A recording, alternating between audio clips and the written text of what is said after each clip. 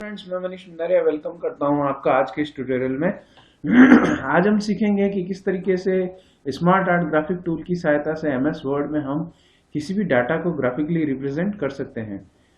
तो सबसे पहले अपन एमएस वर्ड को ओपन करते हैं। एमएस वर्ड को ओपन करने की शॉर्टकट की होती है विंडोज प्लस आर दबा करके हमने रन कमांड बॉक्स ओपन किया और यहाँ पे हम डालेंगे विन वर्ड कीवर्ड।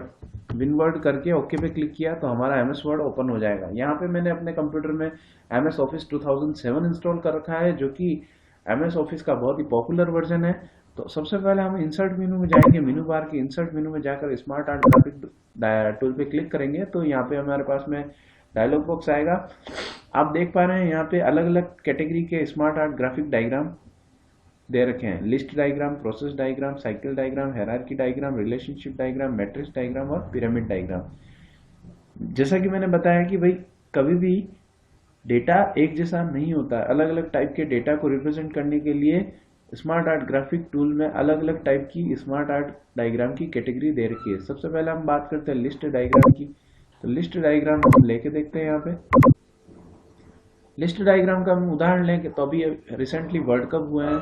तो वर्ल्ड कप 2023 में कौन कौन सी टीम सेमीफाइनल में पहुंची है उनकी लिस्ट हमें डायग्राम की मदद से रिप्रेजेंट करनी है। तो यहाँ पे मैं ले लेता हूँ इंडिया, साउथ अफ्रीका,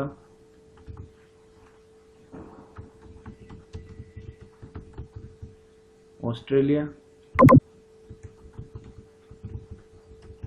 और New Zealand. Select add shape New Zealand.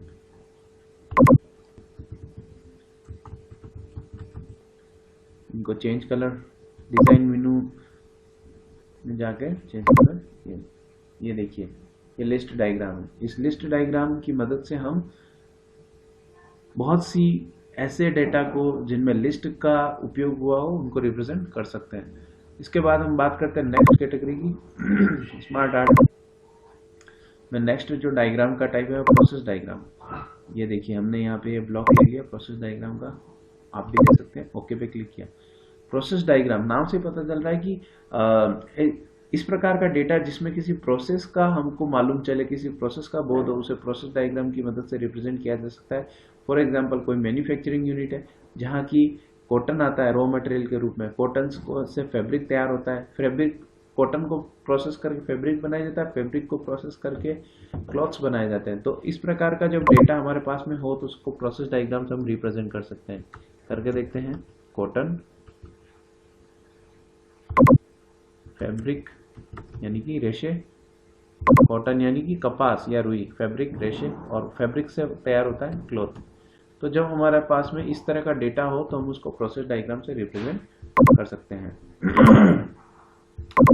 Smart art graphic diagram की नेक्स्ट कैटेगरी की हम बात करते हैं। इंसर्ट मेनू में जाकर के smart art diagram, cycle diagram. जब हमें किसी रिपीटेटिव डेटा को रिप्रेजेंट करना हो तो उसके लिए हम साइकिल डायग्राम का यूज करते हैं। मतलब ऐसा डेटा जो कि फर्स्ट पॉइंट से लगा करके एंड पॉइंट पे आकर के पुनः वापस फर्स्ट पॉइंट से स्टार्ट होता है। फॉर एग्जांपल यदि हम किसी पौधे का जीवन चक्र लें तो सबसे पहले एक पौधा बीज के रूप में होता है, सीड से बनता है वो प्लांट यानी कि पौधा, पौधे से वो बनता है एक वयस्क पेड़ यानी कि ट्री से बनता है टहनियाँ आती है उसकी ब्रांचेस, और इन ब्रांचेस पे लगते हैं फल यानी कि फ्रूट, और फ्रूट से वापस बनता है बीज। तो इस तरीके से ये साइकिल जो है ये चलता रहता है। इस तरह का जब डेटा होता है तो वो उसे साइकिल डायग्राम से रिप्रेजेंट कर सकते हो। तो इसके कई सारे एग्जांपल हो सकते हैं, जैसे कि एक मनुष्य का जीवन चक्र। एक मनुष्य पहले जन्म लेता है एक न्यू बॉर्न बेबी के रूप में। न्यू बॉर्न बेबी से वो एक बच्चा बनता है, चाइल्ड बनता है। चाइल्ड से वो एक वयस्क या टीनेजर बनता है। टीनेजर से वो एडल्ट बनता है, यंग बनता है। यंग से एडल्ट बनता है, एडल्ट से ओल्ड बनता है, और ओल्ड से वापस से वो डेथ होती है और फिर से वापस वो एक बच्चे के रूप में जन्म लेता है। तो इस तरीके से ये साइकिल चलता रहता है। नेक्स्ट हम बात करते हैं कैटेगरी स्मार्ट आर्ट डायग्राम की, हायरार्किकल डायग्राम। जब हमें किसी परिवार की वंशावली को शो करना हो, जब हमें डाटा को स्ट्रक्चर्ड वे में रिप्रेजेंट करना हो, कि हायरार्की शो करनी हो, किसी भी डेटा में हायरार्की को रिप्रेजेंट करना हो, किसी ऑर्गेनाइजेशन में किसी फैमिली की हायरार्की को रिप्रेजेंट करना हो, तो वो अपन हायरार्किकल डायग्राम का यूज करते हैं। फॉर एग्जाम्पल यदि मैं किसी परिवार की हायरार्की लूँ तो सबसे ऊपर इसमें होता है ग्रैंडफादर यानी कि दादाजी। ग्रैंडफादर के नीचे होते हैं फादर, फादर और इधर होते हैं अंकल। फादर फादर के वापस जैसे कि दो सन है, एक मैं हूँ और एक मेरा भाई या सिस्टर है। अंकल के नीचे वापस जैसे अंकल का लड़का है तो उसको कजिन ब्रदर। और मान लो अंकल की एक लड़की या बेटी और है तो यहाँ पे मुझे एक नोड और जोड़ना पड़ेगा। ये राइट क्लिक करके एड शेप किया, add shape below cousin sister. तो इस तरीके से कोई परिवार की हायरार्की को मैं यहाँ शो कर रहा हूँ। ठीक उसी प्रकार से जब मुझे कंप्यूटर का स्ट्रक्चर दिखाना है तो यहाँ पे डालूंगा कंप्यूटर ऑर्गेनाइजेशन, कि हमारे कंप्यूटर का संगठनात्मक विवरण मुझे देना है। तो हमारा कंप्यूटर मेनली दो चीज़ों से मिलकर बना होता है,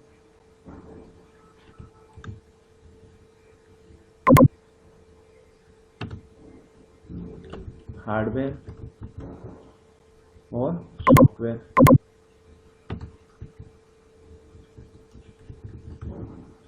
हार्डवेयर में वापस input devices, output devices,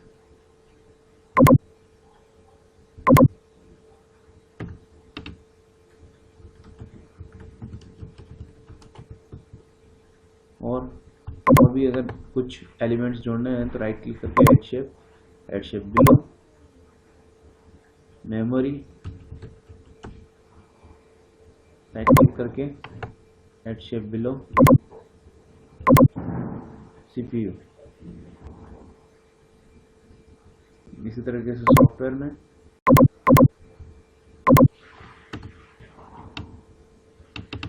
system software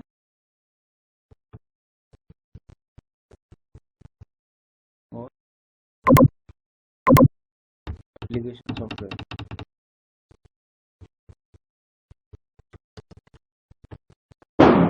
ये कंप्यूटर का ऑर्गेनाइजेशन का स्ट्रक्चर मैंने बनाया।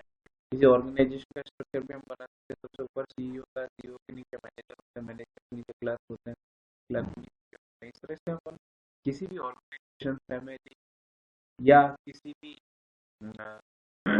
किसी भी विषय वस्तु का स्ट्रक्चर हायरार्किकल डायग्राम की मदद से शो कर सकते हैं। कलरफुल मैंने इसको बनाया। उसके बाद नेक्स्ट हम स्मार्ट आर्ट ग्राफिक डायग्राम की कैटेगरी की बात करेंगे। Next relationship diagram. जब हमें दो या अधिक एलिमेंट के बीच में रिलेशनशिप यानी संबंध को दर्शाना हम इस डायग्राम का यूज करते हैं। जैसे कि यहाँ मुझे मेरे पास कोई तीन एलिमेंट, जैसे मेरे पास है राइस, शुगर और मिल्क। ये तीसरा एलिमेंट नेक्स्ट में जाकर के यहाँ पर बोले देता हूँ। जब मैं इन तीनों एलिमेंट के बीच के संबंध को यदि ज्ञात कर सकता हूँ तो ये तीनों एलिमेंट बनाते हैं खीर। जैसे हम जानते हैं कि शक्कर, चावल, दूध वगैरह मिलाकर खीर बन जाता है। ठीक है, तो इस तरीके से अपन एलिमेंट्स के बीच में रिलेशनशिप को शो कर सकते हैं। और इसका एग्जांपल क्या होता है कि भाई ये तीन है, जगह त्रिफला चूर्ण है, इसमें कौन कौन से एलिमेंट है उनके बीच में संबंध दर्शाना है कि हर्ड, ये तीन एलिमेंट मिलकर के बनाते हैं क्या, त्रिफला। इसी तरीके से यदि हमारे तीन एलिमेंट है, बॉय, गर्ल एंड लव, अगर ये तीनों तो क्या रिलेशनशिप बनता है, लाइफ डिस्ट्रॉय। तो इस तरीके से रिलेशनशिप डायग्राम जो है इसकी सहायता से हम दो या दो से अधिक एलिमेंट के बीच की रिलेशनशिप को बता सकते हैं। इसके बाद हम नेक्स्ट कैटेगरी की बात करते हैं, smart graphic diagram, matrix diagram. Matrix diagram एक घटक से संबंधित विभिन्न आयामों को प्रदर्शित करता है। फॉर एग्जाम्पल यदि पर्सनालिटी डेवलपमेंट के चार आयामों की बात की जाए, पर्सनालिटी डेवलपमेंट मतलब व्यक्तित्व विकास, पर्सनल डेवलपमेंट चार आयाम, स्ट्रेंथ,